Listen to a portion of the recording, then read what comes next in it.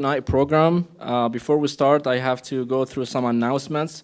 Just a reminder, tomorrow we have the Friday prayers at 1:30. Some upcoming events. Next Sunday, October 1st, we have snack and chat at the Heritage Park. Then the weather is going to be nice, so we hope everyone would show up, inshallah, and have some fun.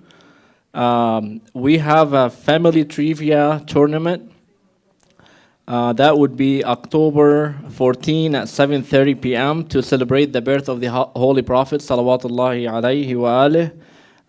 You could sign up by going to the link. There's a sign-up sheet on the announcement. You could form a team, a family, friends, gather a team. It's going to be a very fun event and very competitive environment. If you've done it before, when we had it in the birth of for the birth of Imam Ali, you know what we're talking about. This year we don't have buzzer, so it's going to be fun. And of course, we have the big event that's coming up on October 22nd. This is our annual community dinner, October 22nd, Sunday at 4 p.m. Tickets are on sale. If you did not buy your tickets yet, please do so quickly, because we don't want to sold out and you don't get a chance to support us and be there with us. Okay, so that being said, or before, sorry, there's some. No, it's October 14. We changed it. Yeah, we sent another updated one yesterday night. So our programs tonight, we have lectures, 25 to 30 minutes with Sayyid Saleh. It will be followed by Dua Kumail. So stay seated if you want to listen to Dua Kumail, inshallah. And now I'm honored to welcome Samahat Sayyid Saleh after Allah's Salat ala Muhammad wa Ali Muhammad.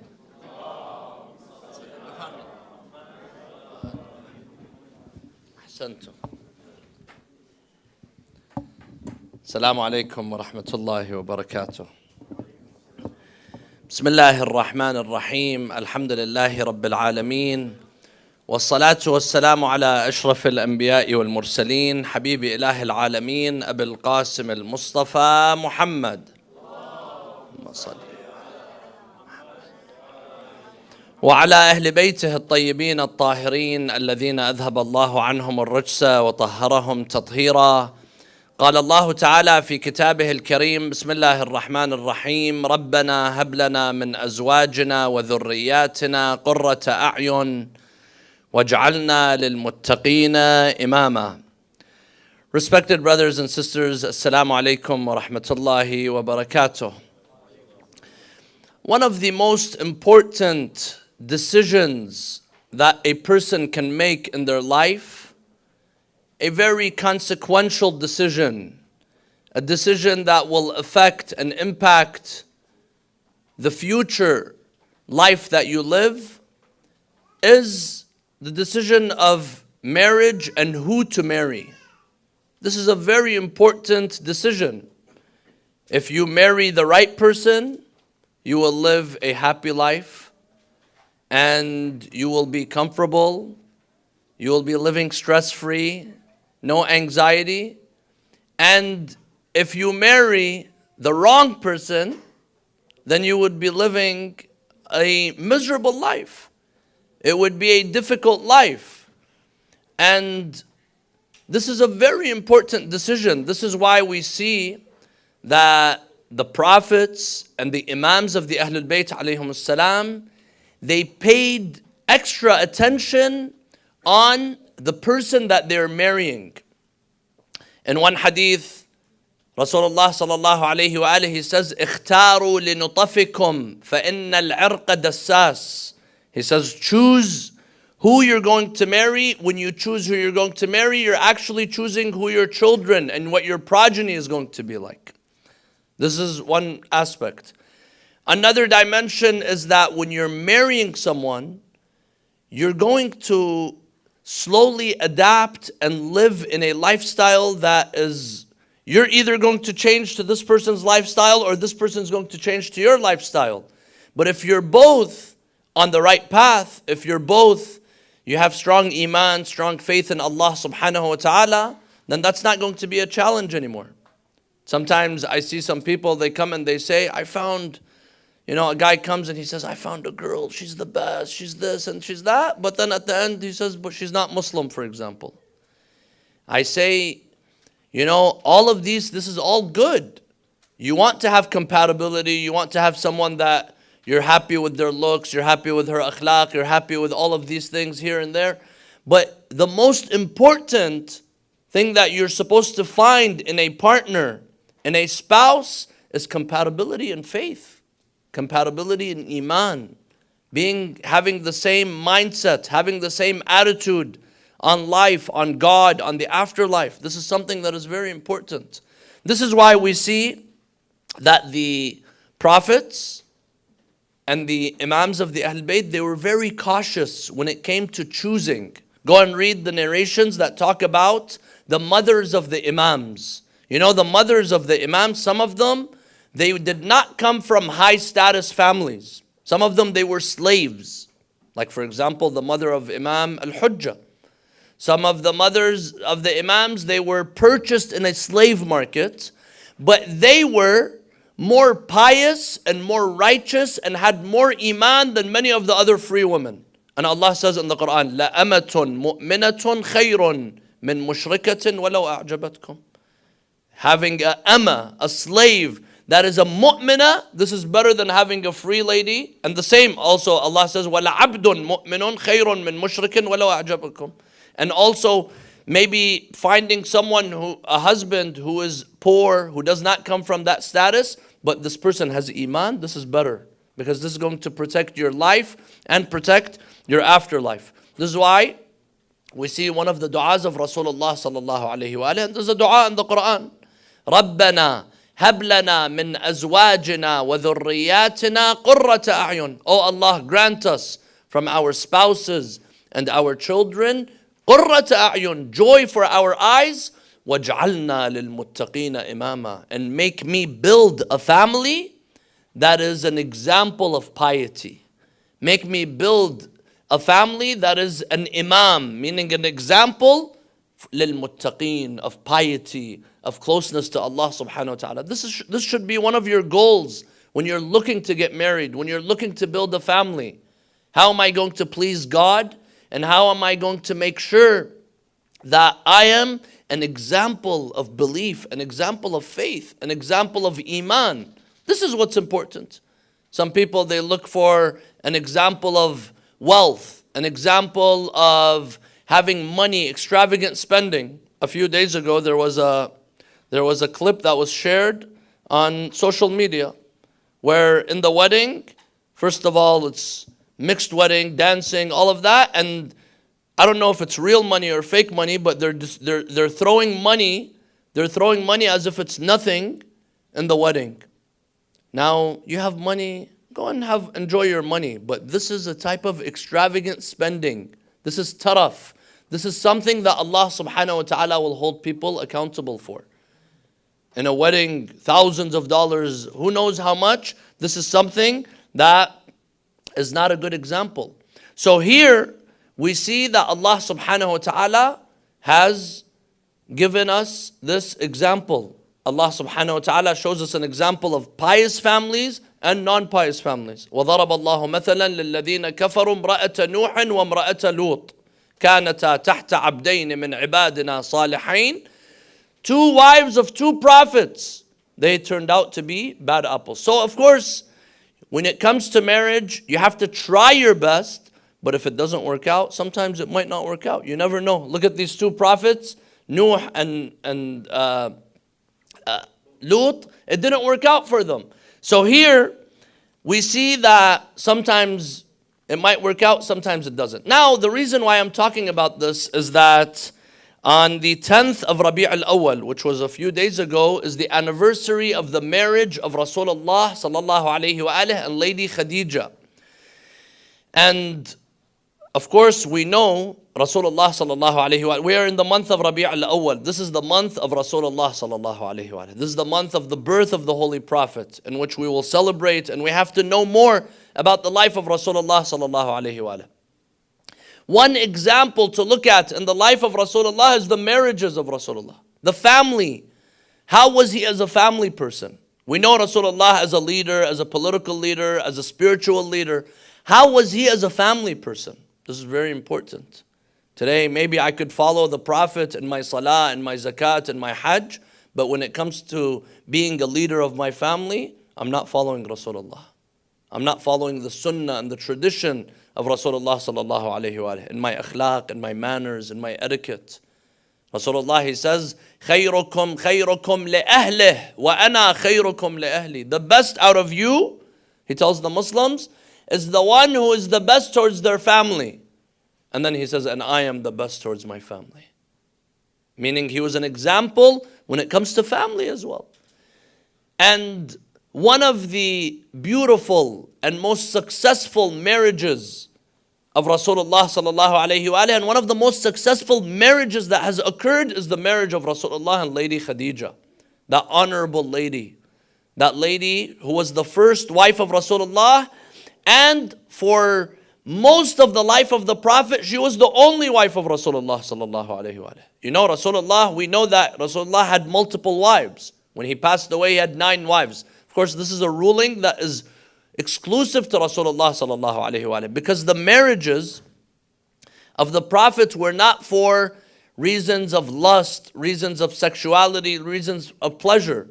Rasulullah, from the time he was married to Khadija, he married her before the Ba'tha and before the Hijrah, meaning before his prophethood, he was married to Khadija. And she believed in him. And the first 13 years in Mecca, Rasulullah was only married to Khadija. She passes away right before the Hijrah. She passes away before the Hijrah of Rasulullah. Rasulullah did not marry anyone else. There was no need, because he found the pleasure and the satisfaction and the completion with Khadija. Once Rasulullah migrated to Medina, then the Prophet began to marry more than one wife. And he married Aisha, and then he married others. And some of them, they were for political reasons. Some of them were for economic reasons. Some of them were for social reasons. Because they would go to war, for example. Salama, her husband was killed in one of the battles. So who's going to take care of these children? Who's going to take care of this family? So marriage was encouraged to take care of another family, to take care of others. Otherwise, if Rasulullah, some people, they come and say he was a man who was after his pleasures, and look how many wives he had. If a person's after his pleasures, you're going to see that in them before they turn 40 years old, before age 53, because the Prophet migrated at age 53. He would have shown that. You would have seen that in his lifestyle. You don't see that in the lifestyle of Rasulullah sallallahu alayhi wa. And therefore, you could tell that his marriages were for other reasons. But during the Ba'tha, before the Ba'tha, and before the Hijrah, Rasulullah was married to who we believe, the followers of the Ahl Bayt, we believe that she was the favorite wife of Rasulullah sallallahu alayhi wa, and that was Khadija bint Khuwaylid. She was a wife who Rasulullah sallallahu alayhi wa loved very much. How did the Prophet marry Khadija? First of all, Khadija was a very well-known business lady in the community in Mecca. And she was a great lady. Mecca is what the people of Mecca used to have a caravan of trade. لإلاف قريش إلافهم رحلة الشتاء والصيف. There was a trip in the summer and there was a trip in the winter. One of them was to Sham, one of them was to the Levant, going north, and another one was to Yemen, south.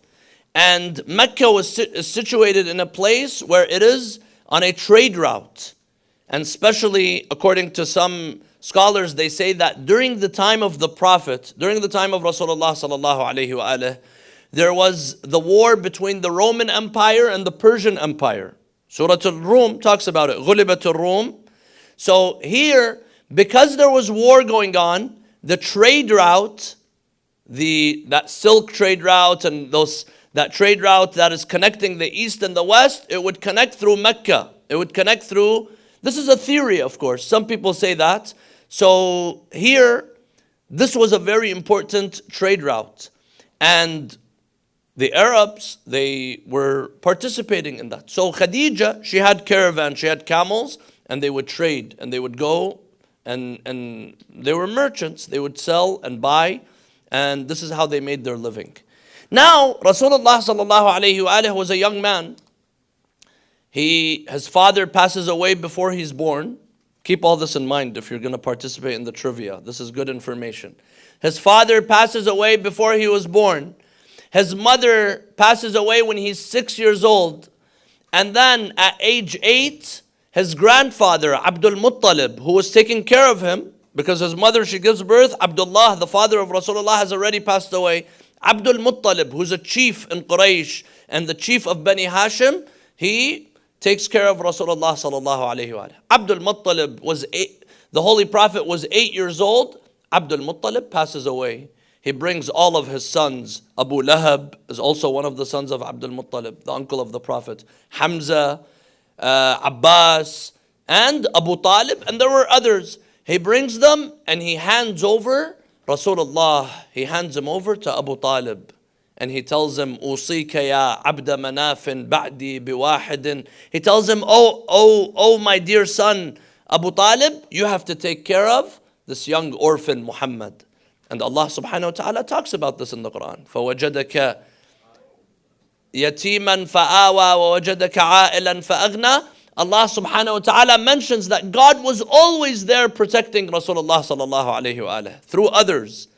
So Abu Talib was taking care of the Prophet. And Abu Talib was very, very careful over the safety of Rasulullah sallallahu alayhi wa. Even before the Bi'thah, there were individuals that would look at Rasulullah sallallahu alayhi wa. Even as a child, he had the signs of prophethood. And there are many narrations that say that the Jews and the Christians, they would look at him, this young child, and they would see the signs of prophethood. Because in their books, they knew the signs of him. The same way right now when we talk about Imam al-Mahdi, we know the signs and the description of the Imam. In their books, they knew the signs of Rasulullah sallallahu alayhi wa. And Allah says this in the Quran, الَّذِينَ آتَيْنَاهُمُ الْكِتَابِ يَعْرِفُونَهُ كَمَا يَعْرِفُونَ أَبْنَاءَهُم. Those who we have given them the book, the people of the book, they know the signs and characteristics of Rasulullah the same way they know their children. So, one time Rasulullah travels with Abu Talib. He was around 12 years old, and a grand priest, he sees him and he says he's going to be a prophet. Abu Talib became so worried, he goes back to Mecca. He keeps him safe. So now, once Rasulullah becomes older, he's in his 20s, he's mature, he's a man, he could defend himself, he's not going to get kidnapped, nothing's going to happen. Now, Abu Talib also was in need of help, financial help as well. So Rasulullah sallallahu alayhi wa now, in order to step up, in order to help support the family of his uncle, and Abu Talib had also many children. So here, he goes and he's searching for a job. Abu Talib suggests to Rasulullah sallallahu alayhi wa, why don't you work for Khadija? Why don't you work with Khadija? Khadija is a merchant, she's a lady, she's known in the community, she's pious, she's honorable. Many men of Quraysh, they've come, they proposed, Abu Jahl and others, they've come, they proposed to marry Khadija, but she does not accept. Here, and Khadija, she found out about Rasulullah. And he was known as, what was the title of Rasulullah before the Bi'thah? As-Sadiq al-Amin, the truthful and the trustworthy. So she said, Ahlan wa sahlan. Of course, anyone who sees someone who is Sadiq and Amin, trustworthy and honest, then of course you're going to want to have this person work for you. Of course you want to enter into a business with this person. So she brings him and she makes a deal with him. Now some people, they say, was Rasulullah working for Khadija or was it a type of business partner? Whatever it was, she had a deal with him that what is called as mudaraba. Mudaraba is different from riba, investing your money. Sometimes you invest your money in a business, they tell you we're going to give you 10% back. Is this halal or haram? No, it's haram. Because this is, you're putting money, and they tell you in 10 months, in 1 year, they're going to give you that money plus 10% back. This is like qard, that is riba. This is haram. If you ever enter into a deal, they tell you within 1 month, within a year, we're going to give you your money back plus 10%. No, this is riba. This is haram. But mudaraba is something different. Mudaraba is we're partners, we both enter together, or I put my money in a company. The company tells me, I don't guarantee you 10%, 20%, 30%. If we made money, you make money with us. If we lost money, you lose money with us. This is not riba, because there's no guaranteed surplus in this. So here, this is the business. If Khadija's business made money, then everyone makes money. If it doesn't, then no one makes money. This is mudaraba, this is halal, a halal way of investment in a business, in a company, or in whatever it is. So she sends him, and she sends with him 2 individuals as helpers. One of them, his name is Maysara, and the other, his name is Nasih. They were there to help him, but Rasulullah was the one who was leading the caravan and leading the trade. Of course, he's not a prophet now. He's in his 20s. So she sends, and she tells them, watch him and learn from him and see what he does. And this man, Maysara, he's watching Rasulullah sallallahu alayhi wa alayhi. He's watching the akhlaq and the manners of the Prophet. You know, sometimes when you enter into business, it's not always clean. There's going to be, maybe you try to have the good akhlaq, but someone is going to try to disrespect you. Someone's going to try to humiliate you. Someone's going to try to rip you off. This happens a lot. But we learn from Rasulullah sallallahu alayhi wa alayhi that success, even in business, comes from truthfulness, comes from honesty. Some people, they have the idea that in life, in order for me to succeed, I have to cheat. A lot of people, they have the idea. If I want to get rich, if I want to be successful, I have to have loopholes. I have to cheat. We learn from Rasulullah that that's not the case. You don't need to cheat. Be honest. The rizq comes from Allah subhanahu wa ta'ala. This man, Maysara, he was watching the Prophet. He saw several signs in the Prophet. One of them was that when he goes and he rests. They're traveling. He goes in a village, and there was a monk. There was a priest in that village. He sees Rasulullah sit under a tree. And this man is watching caravans come and go, but he sees something different. He comes to Maysara, he tells him, who is that man? He tells him, he's one of the men who is with us. His name is Muhammad. He says, this man is a prophet. He said, how do you know? He said, we know the signs. And he says, I pray that the day that he is commissioned and he is sent to deliver the message, I pray that I could be from his supporters. Another example, Maysara, he says, the Prophet they were in a place and was trading, and the man tells him, swear by the 2 idols, Allat and Uzza. And Rasulullah, he was not a prophet at that time, but he never worshipped idols. He says, no, I will never swear by them. I will never swear by these idols. He saw all of these signs, and the narration says that they even passed by Ad and Thamud, the places of Ad and Thamud, where the communities, they were punished.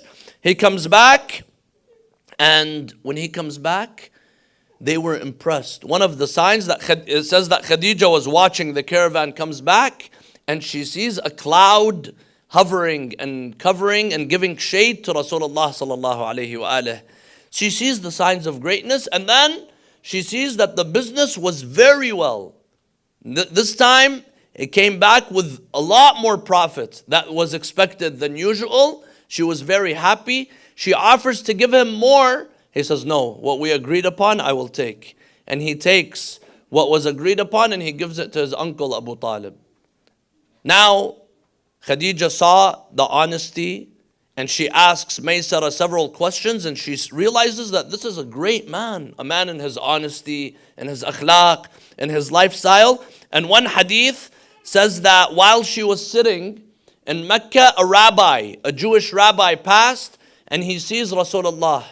And he looks at him, and he comes and he begins to see the neck of the Prophet. There was a sign, a mark on the neck of the Prophet called Khatam al-Nubuwah, the seal of prophethood, a mark that was on the neck of the Prophet. He comes and he looks at it, and he tells her, this man is a prophet, he's an orphan, and his uncle is taking care of him. And one thing he tells her, this is according to the narrations, he tells her he's going to marry a great lady. So here, Khadija, she falls even more in love with Rasulullah sallallahu alayhi wa alihi, and she shows signs that she wants to marry him. And Rasulullah is at the age of marriage. He goes to his uncle Abu Talib, and with Abu Talib they come and they propose. And the khutbat al-aqd, the sermon of the engagement of Rasulullah sallallahu alayhi wa alihi, was recited by Abu Talib. Now today some people, they come and say Abu Talib was a kafir, Abu Talib was this and that. Why would Abu Talib recite the khutbat al-aqd of the Holy Prophet if he was a non-believer? Another point is that there is no recorded khutbah of Rasulullah until his prophethood. And this is one of the mu'jizas, one of the miracles of the Prophet. There's nothing recorded. Today someone might say, oh, he used to read, he used to write, he used to give sermons, and then he started doing the same thing he was doing. No, it was all a miracle. Suddenly at age 40, Rasulullah began to give sermons, began to show signs of prophethood. So Rasulullah married Lady Khadija. Now, when the Prophet married Khadija, according to narrations, Rasulullah was around 25 years old. And the age of Khadija, there is a lot of discussion. One opinion says she was 25. Another opinion says she was in her 30s. Another opinion says she was 40 years old. It could be exaggerated, her age. There's a lot of information that has come to us that has a lot of spices added to it. For example, one fact that is definitely not true, according to Sunnis, many Sunni scholars and Shia scholars, the age of Aisha, for example. Today some people come and say that Aisha was 9 or 13 years old when the Prophet married her. This is even mathematically, even counting the age, it does not work. It does not apply. So there could have been an attempt to bring down the age of one wife of the Prophet to show that he favored her more, and to raise the age of another. Because there was a lot of propaganda against that house, the house of Khadija, Fatima, Amir al-Mu'mineen, Imam al-Hassan, and Imam al-Hussein. So this could be some of the propaganda. But even if it wasn't, even if she was 40 years old, is that a problem? There's no problem.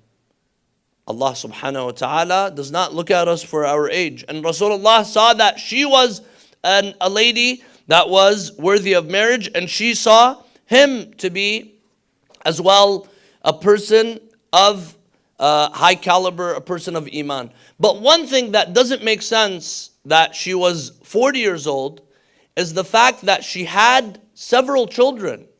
The fact that she had several children for Rasulullah sallallahu alayhi wa alihi. And in fact, she had 6 children. So if she was 40 years old, that means the age could be, but it's also possible that she also had children at a later age. So the children of Khadija and Rasulullah sallallahu alayhi wa alihi were 2 boys, Al-Qasim and Abdullah. And one of them is nicknamed Al-Tayyib, and the other is nicknamed what? Tahir. Al-Tayyib and Al-Tahir. So they were Qasim and Abdullah. One of them, his nickname is Al-Tayyib, and the other one, his nickname is Tahir. The sons, they all died before the Ba'tha, meaning before the Prophet. This is why they used to call Rasulullah Abtar. And the daughters, they were 4. Ruqayya, Zainab, Kulthum, and Fatima al-Zahra. Now some people, they say that those other daughters, Ruqayya, Zainab, and Kulthum, they were not the daughters of Khadija, and the only daughter, the only child was Fatima al-Zahra. This is also subject to very much debate. Many of the scholars right now, many of those who have actually studied this and looked into this, they say, no, they were the daughters of the Prophet. What is the issue with accepting them to be the daughters of Rasulullah sallallahu alayhi wa alihi? Now, Khadija, this honorable lady, she was the first to believe in Rasulullah sallallahu alayhi wa alihi. The first from the women, and from the men was Amir al-Mu'mineen, Ali ibn Abi Talib. And when she married him, she was very wealthy, but she ended up giving all of her wealth, everything that she owned, she gave it up in the way of Islam. And this is a sign of faith. A lady is not required to spend on her husband. In a marriage, the lady is not required to spend. If a lady spends, this is a sign of love. This is a sign of faith. And she believed in Rasulullah sallallahu alayhi wa alihi. Halima as-Sa'diyah, the lady that nursed the Prophet. She was suckling the Prophet. She comes to Mecca. She lived in a village outside of Mecca. She comes poor. You know, at that time, 1 year there's no rain, 1 year there's a drought. She comes to Mecca, she was poor, and Rasulullah saw her, and he was married to Khadija. Khadija, for the sake of Rasulullah sallallahu alayhi wa, because this is the lady that raised the Prophet, this is the lady that nursed the Prophet, she gave Halima 40 sheep and 1 camel for the love of Rasulullah sallallahu alayhi wa. And when the Muslims were in Hajr Abi Talib, and they were over there, the Muslims were under siege. Khadija spent all of her wealth, everything that she had, she gave it in the way of Rasulullah, until when she died, she did not have a kafan. Imagine that, a lady that owns so much, when she dies, she has no kafan. And this is why the hadith says that Allah subhanahu wa ta'ala sent for her a kafan.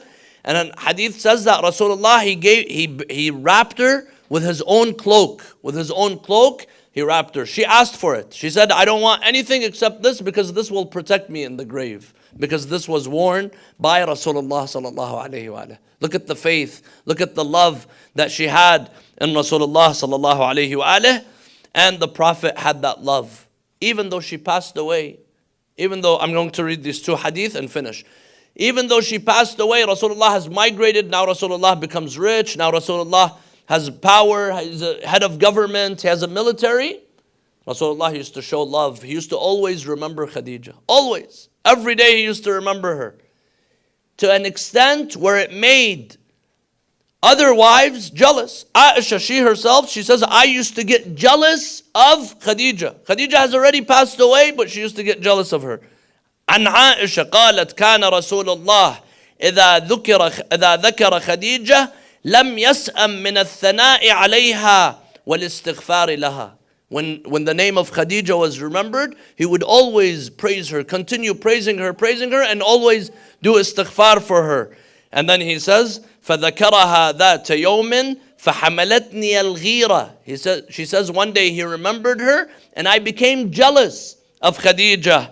And then I tell him, why do you keep remembering this ajuz, this old lady? Allah has given you younger, Allah has given you better, Allah has given you others. So then he says, Wallah, ma abdalani Allah khayran minha. No, Allah did not give me better than Khadija. She believed in me when others did not believe in me. She accepted me as a truthful person. حين كذبني الناس, when others called me a liar. And she gave away all of her wealth for me when others did not give. And Allah gave me children through her and did not give me children through the others. This is one of the miracles, one of the karamat that Allah subhanahu wa ta'ala gave Khadija. And in another hadith, also from Aisha, she says, دخلت امرأة سوداء على رسول الله. One day a black lady came in the room that the Prophet was in, and Rasulullah showed her a lot of respect. Rasulullah, he stood for her and he showed her so much respect. فأقبل عليها واستبشر بها. فقلت يا رسول الله أقبلت على هذه السوداء هذا الإقبال. She tells him, Ya Rasulullah, you showed this lady so much respect. Why? And then Rasulullah says, إنها كانت تدخل على خديجة كثيرا. This lady was a friend of Khadija. Because she was a friend of Khadija, now I honor the friends of Khadija because of Khadija. Look at the loyalty of Rasulullah sallallahu alayhi wa. And then he says, وَأَنَّ حُسْنَ الْعَهْدِ مِنَ الْإِيمَانِ. So that means that if you have a good relationship with someone, you have to keep it. This is having good ahad, meaning having good covenant, keeping relationships. If I have a promise with someone and I keep that, this is a part of iman, this is a part of faith. So my dear brothers and sisters, we remember Khadija on a day like this. Khadija is buried in Mecca, and the year that she passed away was a year of sadness, Amil Huzun, for Rasulullah sallallahu alayhi wa. That same year, Khadija and Abu Talib passed away, and Rasulullah, he saw that he cannot stay in Mecca anymore, and he migrated. We ask Allah subhanahu wa ta'ala to bless you all. Now Sayyid Mahmoud Jazairi is going to come and recite for us Dua Kumail. Sallu ala Muhammad wa ali Muhammad. We will do the dua after. بفرمي. اللهم صل على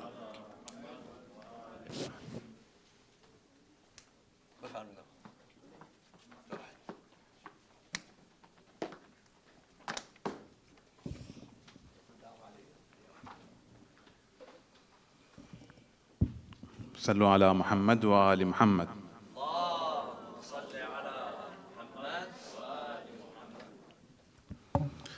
بسم الله الرحمن الرحيم. اللهم إني أسألك برحمتك التي وسعت كل شيء وبقوتك التي قهرت بها كل شيء وخضع لها كل شيء وذل لها كل شيء وبجبروتك التي غلبت بها كل شيء وبعزتك التي لا يقوم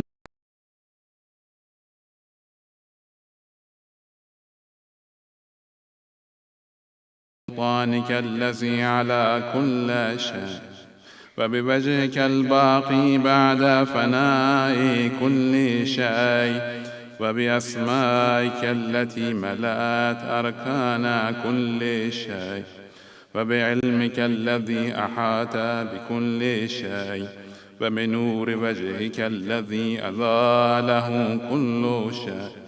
يا نور يا قدوس يا نور يا قدوس يا أول الأولين ويا آخر الآخرين.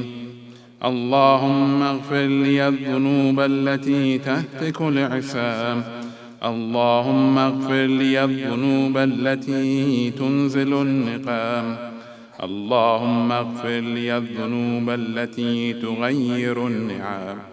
اللهم اغفر لي الذنوب التي تحبس الدعاء.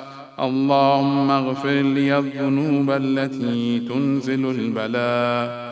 اللهم اغفر لي كل ذنب أذنبته وكل خطيئة أخطأتها.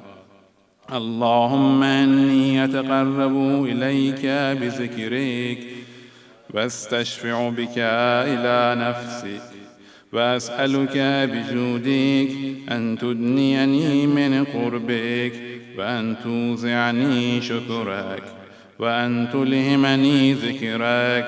اللهم إني أسألك سؤال خاضع متذلل خاشع أن تسامحني وترحمني وتجعلني بقسمك راضيا قانعا وفي جميع الأحوال متواضعا. اللهم وأسألك سؤال من اشتدت فاقته وأنزل بك عند الشدائد حاجته وعظم فيما عندك رغبته. اللهم أعظم سلطانك وعلى مكانك وخفي مكروك وظهر أمرك وغلب قهرك وجرت قدرتك ولا يمكن الفرار من حكومتك. اللهم لا أجد لذنوبي غافرا ولا لقبائحي ساترا ولا لشيء من عملي القبيح بالحسن مبدلا غيرك. لا إله إلا أنت سبحانك وبحمدك ظلمت نفسي وتجرأت بجهلي وسكنت إلى قديم ذكرك لي ومنك علي. اللهم مولاي كم من قبيح سترته وكم من فاضح من البلاء أقلته وكم من عثار وقيته وكم من مكروه دفعته وكم من ثناء جميل لست أهلا له نشرته. اللهم أعظم بلائي وأفرط بي سوء حالي وقصرت بي أعمالي وقعدت بي أغلالي وحبسني عن نفعي بعد أملي وخدعتني الدنيا بغرورها ونفسي بجنايتها ومطالي يا سيدي، فأسألك بعزتك أن لا يحجب عنك دعائي سوء عملي وفعالي، ولا تفزحني بخفي ما اطلعت علي من سري، ولا تعاجلني بالعقوبة على ما عملته في خلواتي من سوء فعلي وإساءتي ودوام تفريطي وجهالتي وكثرة شهواتي وغفلتي. فكن اللهم بعزتك لي في كل الأحوال رؤوفا، وعلي في جميع الأمور عطوفا. إلهي وربي من لي غيرك، أسأل كشف ضري والنظر في أمري. إلهي ومولاي، أجريت علي حكما اتبعت فيه هوى نفسي، ولم أحترس فيه من تزيين عدوي، فغرني بما أهوى وأسعده على ذلك القضاء، فتجاوزت بما جرى علي من ذلك بعد حدودك، وخالفت بعض أوامرك. فلك الحمد علي في جميع ذلك، ولا حجة لي فيما جرى علي فيه قضاؤك، وألزمني حكمك وبلاؤك. وقد أتيتك يا إلهي بعد تقصيري وإسرافي على نفسي، معتذرا نادما، منكسرا مستقيلا، مستغفرا منيبا، مقرا مذعنا معترفا. لا أجد مفرا مما كان مني، ولا مفزعا أتوجه إليه في أمري غير قبولك عذري وإدخالك إياي في سعة رحمتك. اللهم فاقبل عذري وارحم شدة ضري، وفكني من شد وفاقي. يا رب ارحم زعف بدني ورقة جلدي ودقة عظمي. يا من بدأ خلقي وذكري وتربيتي وبري وتغذيتي، أبني لابتداء كرمك وسالف برك بي.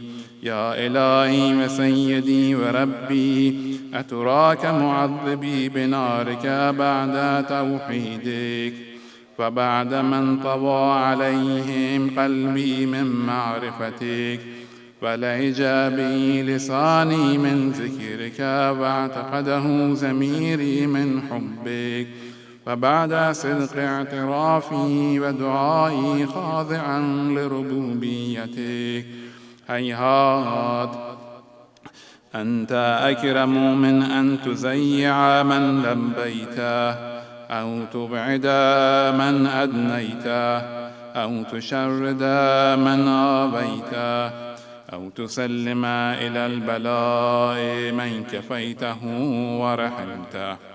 وليت شعري يا سيدي وإلهي ومولاي، أتسلط النار على وجوه خرت لعظمتك ساجدا، وعلى الألسن نطقت بتوحيدك صادقا، وبشكرك مادحا، وعلى قلوب اعترفت بإلهيتك محققا، وعلى ضمائر حوت من العلم بك حتى صارت خاشعة، وعلى جوارح سعت إلى أوطان تعبدك طائعة، وأشارت باستغفارك مذعنا ما كذا الظن بك، فلا أخبرنا بفضلك عنك يا كريم يا رب. وأنت تعلم ضعفي عن قليل من بلاء الدنيا وعقوباتها، وما يجري فيها من المكاره على أهلها، على أن ذلك بلاء ومكروه، قليل مكثوه، يسير بقاؤه، قصير مدته.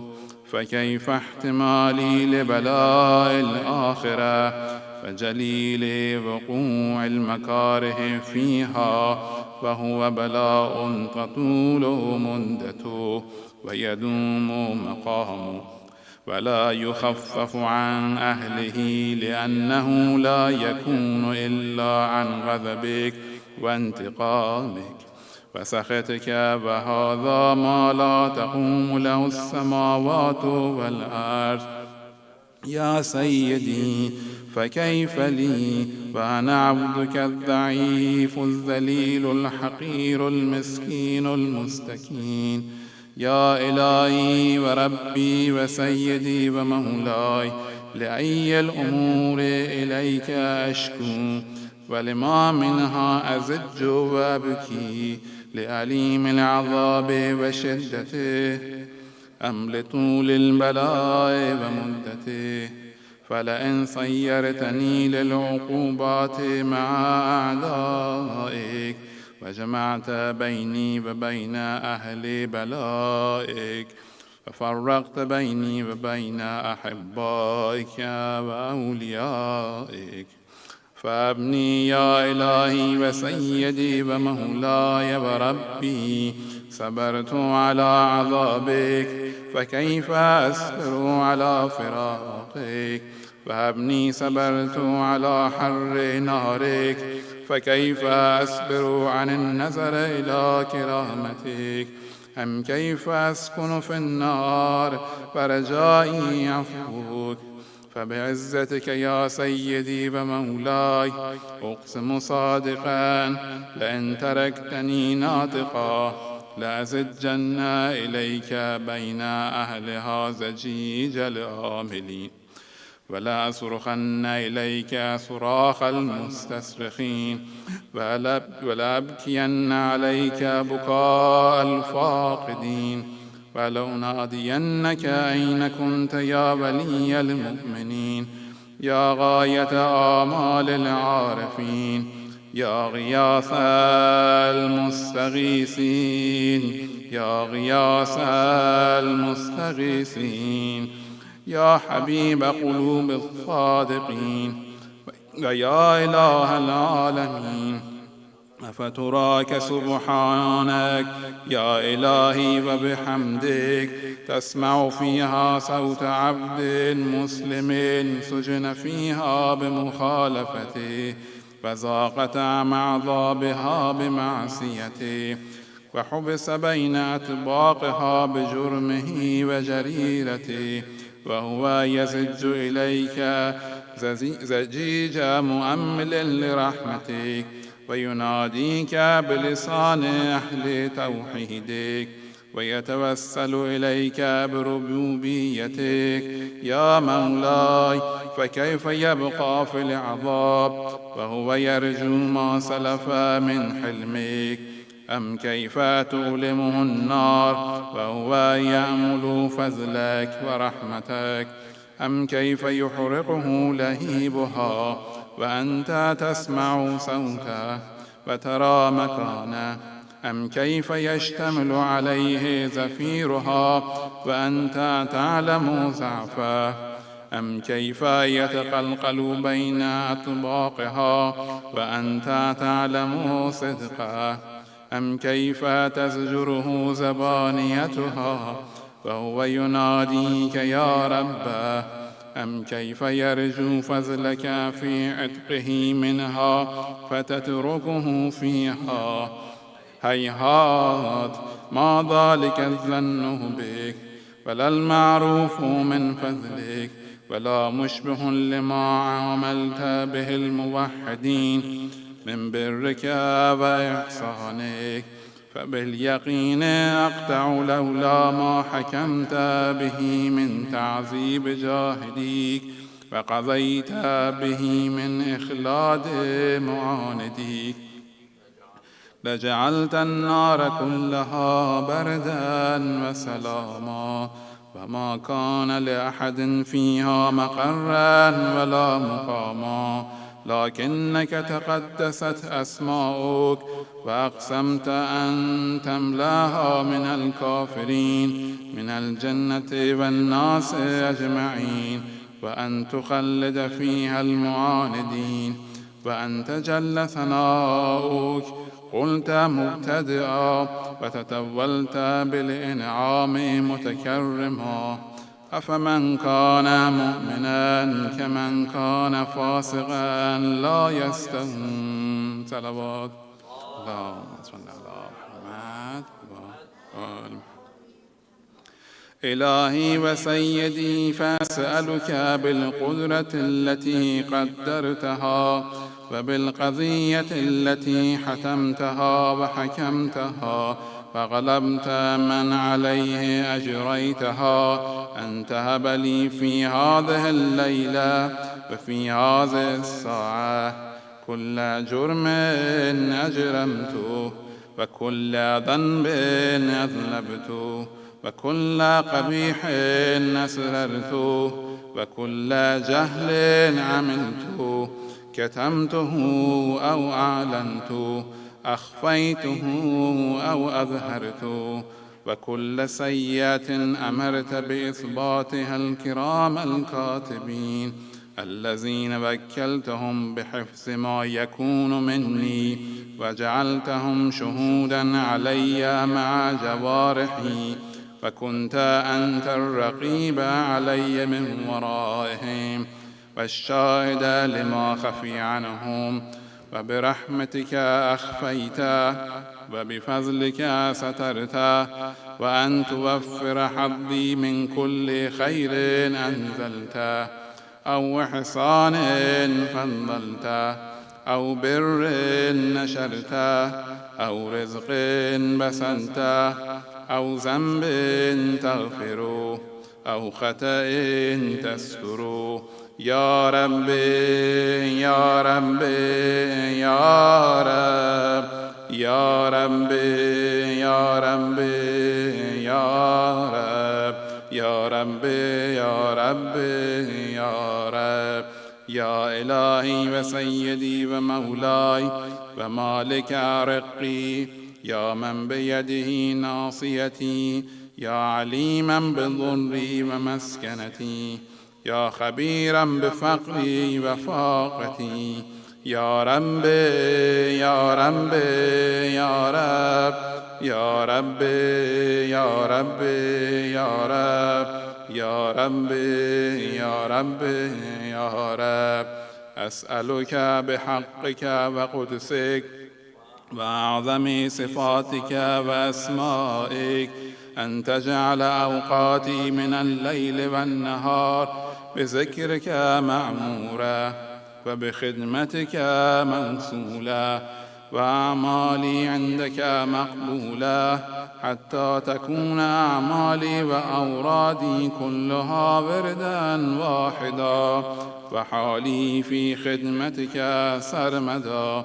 يا سيدي، يا من عليه معولي، يا من إليه شكوت أحوالي، يا ربي يا ربي يا رب، يا ربي يا ربي يا رب، يا ربي يا ربي يا رب.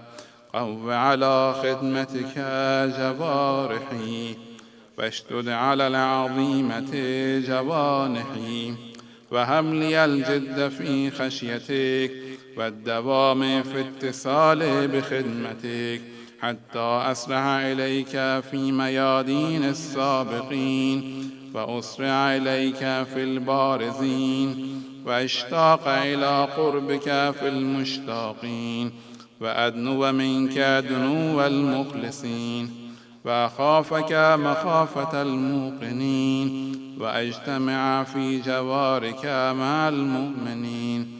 اللهم ومن أرادني بسوء فأرد، ومن كادني فكد، واجعلني من أحسن عبيدك نسيبا عندك، وأقربهم منزلة منك، وأخصهم زلفة لديك، فإنه لا ينال ذلك إلا بفضلك، وجد لي بجودك، واعطف علي بمجدك، واحفظني برحمتك، واجعل لساني بذكرك لهجا، وقلبي بحبك مقيما، ومن علي بحسن إجابتك، وأقلني عثرتي، واغفر زلتي، فإنك قضيت على عبادك بعبادتك، وأمرتهم بدعائك، وزمنت لهم الإجابة،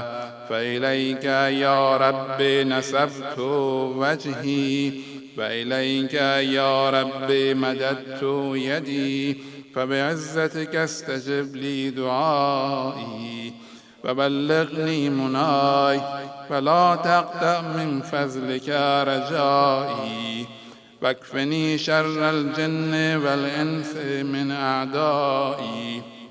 يا سريع الرضا اغفر لمن لا يملك إلا الدعاء، فإنك فعال لما تشاء. يا من اسمه دواء، وذكره شفاء، وطاعته قنا، ارحم من رأس ماله الرجاء، وسلاحه البكاء. يا سابغ النعم، يا دافع النقم، يا نور المستوحشين في الظلام، يا عالما لا يعلم، صل على محمد وآل محمد، وافعل بما أنت أهله، وصلى الله على رسوله والأئمة الميامين من آله، وسلم تسليما كثيرا. صلوات الله.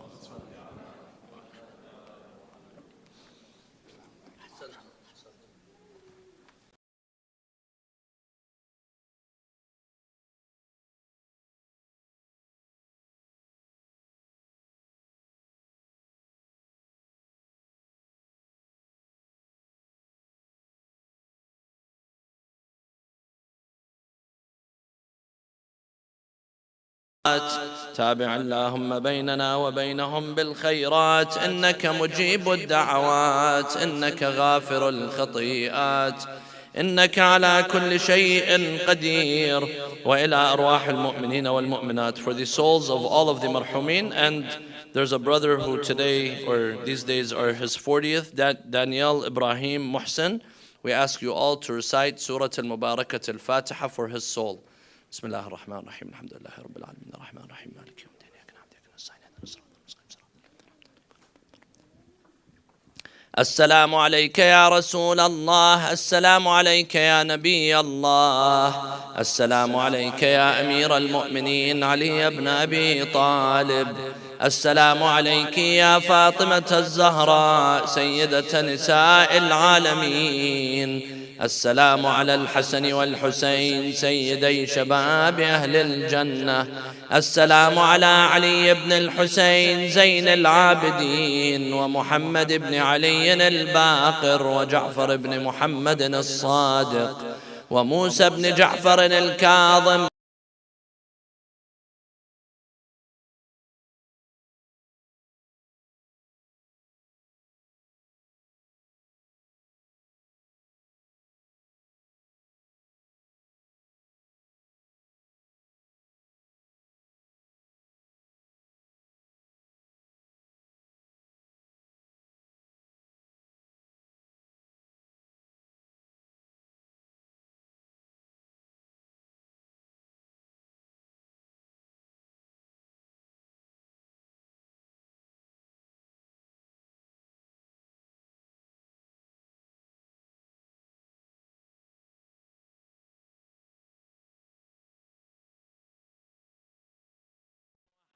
وحافظا وقائدا وناصرا ودليلا وعينا، حتى تسكنه أرضك طوعا وتمتعه فيها طويلا برحمتك يا أرحم الراحمين. وصلى الله على محمد وآله الطاهرين.